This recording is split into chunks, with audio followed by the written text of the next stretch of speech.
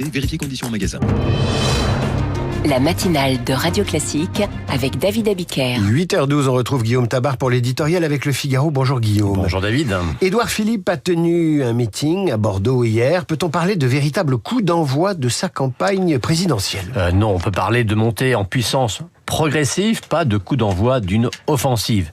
Alors hier à Bordeaux, où tout le monde d'ailleurs était sous le choc de la mort brutale de l'ancien maire Nicolas Florian, Édouard Philippe n'a pas fait de politique, il a fait de la géopolitique. Il a parlé avant tout de la révolution du retour d'un Donald Trump, ne défendant pas uniquement America First, mais America Only.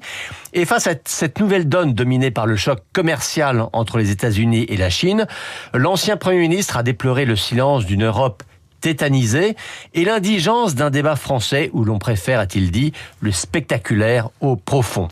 Mais se hisser à la hauteur des enjeux du monde, c'est aussi un moyen de s'isoler et d'afficher sa dimension présidentielle précisément. Ce qui, de manière peut-être involontaire mais réelle, révélait le contraste avec un président qu'on a vu empressé ces jours-ci à se faire le petit télégraphiste d'un influenceur.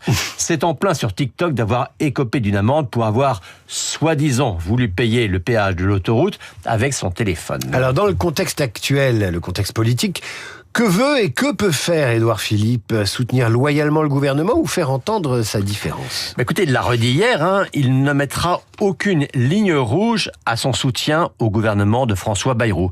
Alors peut-être parce qu'étant passé par Matignon, il sait ce que peuvent avoir d'agaçantes toutes ces voix internes à la majorité qui passent leur temps à critiquer tout simplement pour exister.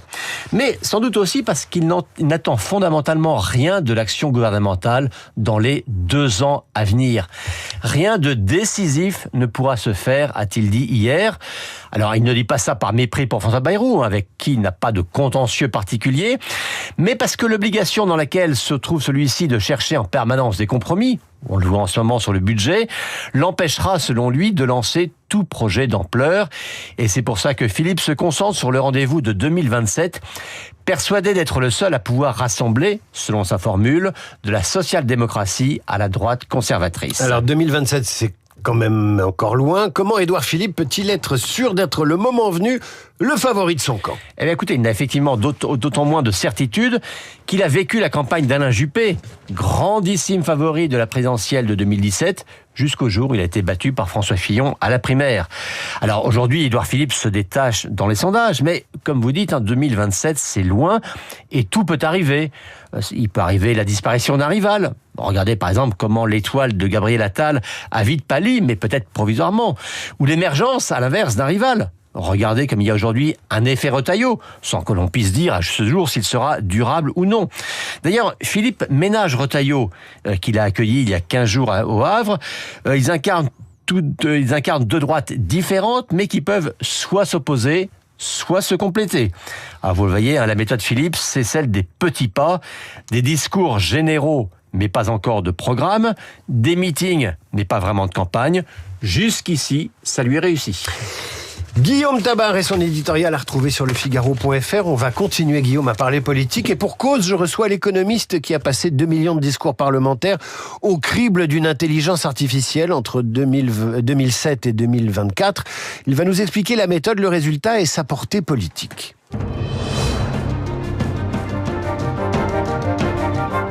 Yann Algan, bonjour. Bonjour Merci David. d'être avec nous ce matin. Vous êtes économiste, professeur à HEC. Vous signez avec 2 autres de vos confrères, enseignants et chercheurs, une étude intitulée « La fièvre parlementaire, ce monde où l'on catch ». Et vous êtes l'auteur de plusieurs essais ou travaux sur le populisme. À l'instant, Guillaume Tabar citait Édouard Philippe qui déplorait l'indigence d'un débat français où l'on préfère le spectaculaire au profond. C'est ce que vous avez touché du doigt en passant ces 2 millions d'interventions de députés à l'Assemblée nationale entre 2007 et 2024. Racontez-nous comment vous avez procédé. Alors, on a récupéré l'ensemble des discours qui sont déjà numérisés sur le site de nosdéputés.fr. Il faut savoir que l'ensemble des discours sont consignés au journal officiel. Donc, il est possible vraiment d'en avoir une lecture très détaillée. Et à partir, on a sélectionné 2 millions de discours depuis 2007 pour avoir suffisamment de recul historique, voir si on vivait une période très particulière depuis 2017-2022 ou est-ce que on avait déjà cela dans l'ancien monde, un monde bipolaire.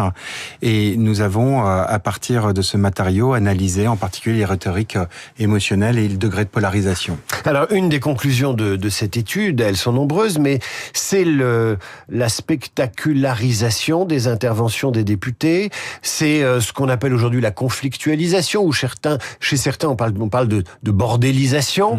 À partir de quand ça se gâte, si j'ose dire ?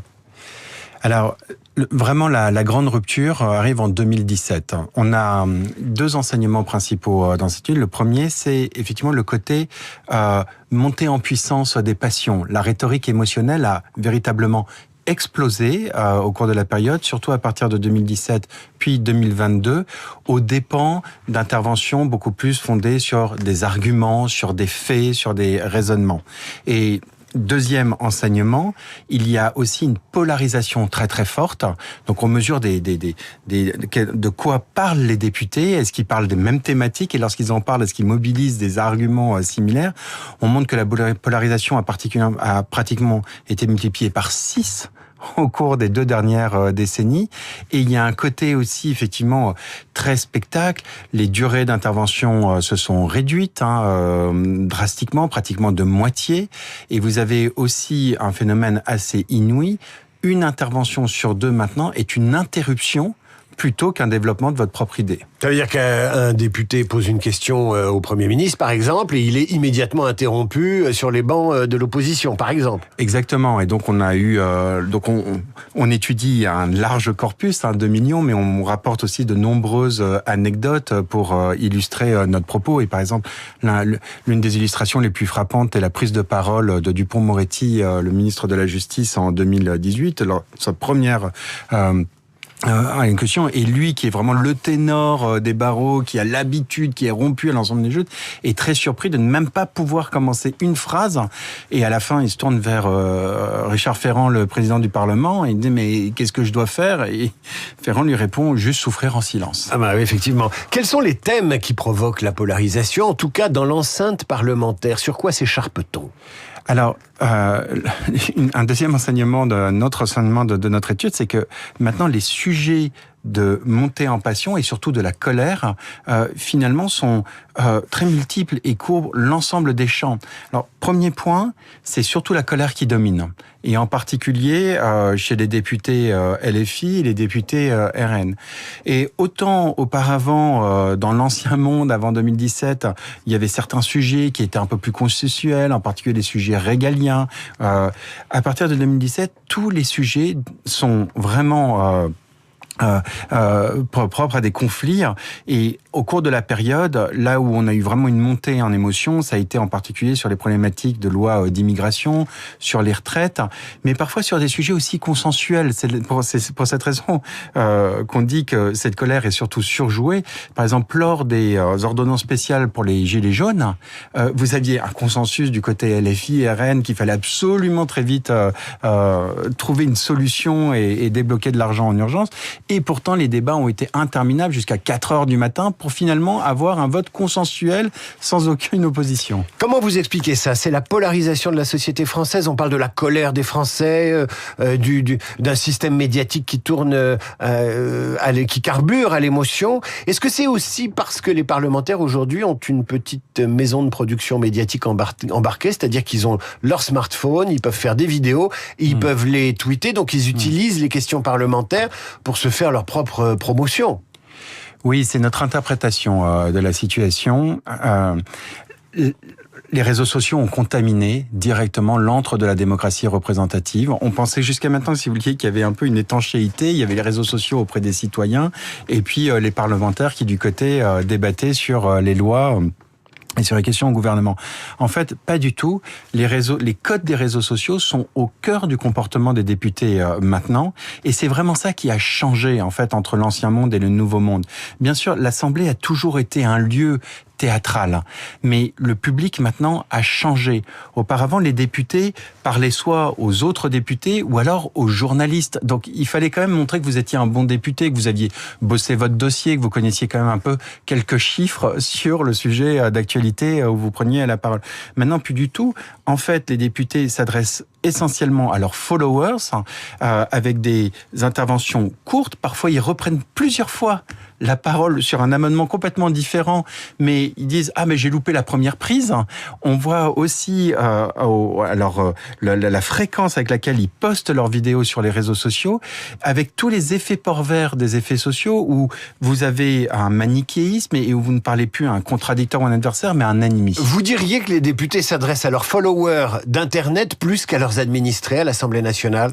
Oui, d'une certaine façon. Il y a vraiment le but est de pouvoir vraiment atteindre l'ensemble des publics, de la population, et c'est très en lien avec ce qu'on avait montré déjà avec Daniel Cohen sur le sacre de l'électeur émotionnel.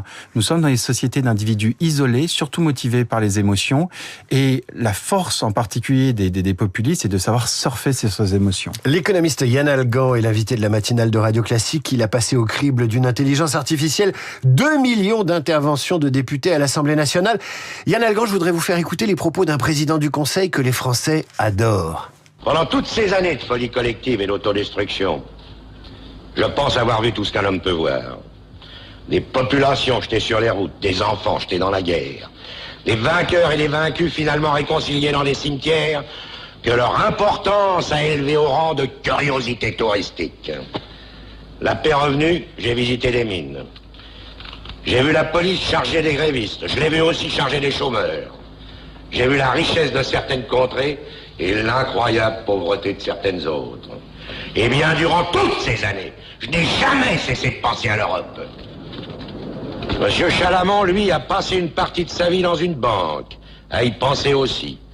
Nous ne parlons forcément pas de la même Europe. Alors, extrait du président Henri Verneuil, dialogue Michel Audiard. C'est en 1961 que le film est sorti, d'après le roman de Georges Simenon. En fait, en France, on a la nostalgie d'un parlement avec des saillies brillantes, profondes, littéraires, qui ait du sens. Bref, on imagine un âge d'or du parlementarisme. A-t-il vraiment existé ? Alors effectivement, il faut pas tomber non plus dans une naïveté totale en supposant que il y avait un âge d'or rationnel avec des tribuns qui avaient des paroles très élaborées. Oui, c'est clair que les durées des interventions étaient beaucoup plus longues, qu'on faisait beaucoup plus appel à la littérature, à des arguments. Maintenant, il y a eu des moments de fièvre très importants. Vous avez eu un magnifique livre de Michel Minogue sur la fièvre hexagonale. La Troisième République était aussi un des moments de très fort soubresaut. On a des illustrations de Blum se faisant directement attaquer même sur sa généralité. Maintenant, ce qui change, c'est que la démocratie était relativement neuve à l'époque. Elle se construisait. Et si on prend du recul, surtout à partir de la Ve République, je reviens à ce que je dis, c'est que le côté théâtral est toujours là. Et lorsque vous êtes dans l'opposition, on le constate dès 2007. Le PS est un peu plus en montée en passion lorsqu'il est en opposition et inversement pour la droite. Mais cette explosion est vraiment nouvelle. Et deuxièmement, le public a vraiment changé. Est-ce que c'est dû à la stratégie de la France insoumise? Parce qu'on parle un peu dans le vague comme ça, mais il faut désigner des coupables. Alors, même si la montée en passion est assez généralisée, on voit vraiment que la colère domine surtout effectivement sur les bancs de la France insoumise et du RN. Et avec deux évolutions assez contrastées. Le RN, depuis 2022, baisse la rhétorique émotionnelle ou la rhétorique conflictuelle. C'est un peu la stratégie de la cravate de Marine Le Pen, alors que la conflictualité ne cesse d'augmenter sur les bancs de la France insoumise. Et c'est très en lien avec une théorie de la conflictualité assumée par Jean-Luc Mélenchon. Yann Algan, prenons un peu de recul international. Est-ce qu'en Angleterre ou en Allemagne ou aux États-Unis, c'est la même chose, ou y a-t-il une exception culturelle française ? Alors, on n'a pas mené d'analyse sur l'Allemagne et l'Angleterre. En revanche, on voit une montée en émotion très forte aussi au Congrès américain. Et vous avez eu une étude très détaillée de l'un des co-auteurs, Hugo Subtil, sur le Parlement européen, qui montre effectivement que cette rhétorique émotionnelle aux dépens d'arguments rationnels a énormément augmenté, aussi au Parlement européen. Donc, il nous semble que c'est vraiment un phénomène généralisé, et surtout avec des députés qui comprennent de plus en plus que dans un moment du sacre de l'électeur émotionnel, c'est vraisemblablement la stratégie la plus efficace pour eux pour être adoubés. Et vous avez le sentiment que si les députés avaient un ancrage local, c'est-à-dire si on pouvait être député et maire d'une commune de taille relativement importante, ça calmerait le jeu? Est-ce que vous avez le sentiment qu'ils seraient peut-être plus responsables dans leurs propos? Peut-être. Ce qui est clair, c'est que cette stratégie peut atteindre quand même un plafond de verre. Vous voyez, il y a un moment donné où effectivement la colère, on le montrait sous la France, sous nos tweets, domine chez énormément de Français. Maintenant, comment transformer cette colère en solution programmatique? Ça a été d'une certaine façon tout l'héritage de l'Assemblée et de la démocratie représentative. C'est comment je peux avoir des partis, des députés, des élus qui transforment la négativité, les émotions en propositions, en des programmes, en des consensus. Et ça, c'est sûr qu'au niveau local, vous savez que vous êtes obligé de faire des consensus et que vous ne pouvez pas juste construire un projet au niveau de votre ville sur la colère. Maintenant, ce qu'on rajoute juste, c'est que des solutions telles que la proportionnelle, si louable soit-elle, potentiellement, ne peut pas être à elle seule la solution. Pour une bonne et simple raison, c'est que on est déjà dans une situation de majorité relative où les députés devraient se convaincre les uns les autres. Au moment où l'Assemblée devrait trouver tout son pouvoir, elle se vide de toute sa substance. Au moment où elle devrait faire preuve de sens du compromis, elle se cabre. Yann Algan, merci. Si vous voulez tous les détails de cette étude, c'est assez simple. Vous tapez Yann Algan, A-L-G-A-N. Vous allez tomber sur le site de ce professeur d'économie à HEC et vous trouverez l'étude ainsi que la rétrospective de tous ses travaux individuels ou collectifs. Merci Yann Algan, à bientôt. Merci beaucoup. À suivre le rappel des titres, la revue de presse d'Hervé Gattegno qui nous parlera du mystère Catherine Deneuve et notre esprit libre du lundi. C'est le philosophe Luc Ferry, Radio Classique, 8h.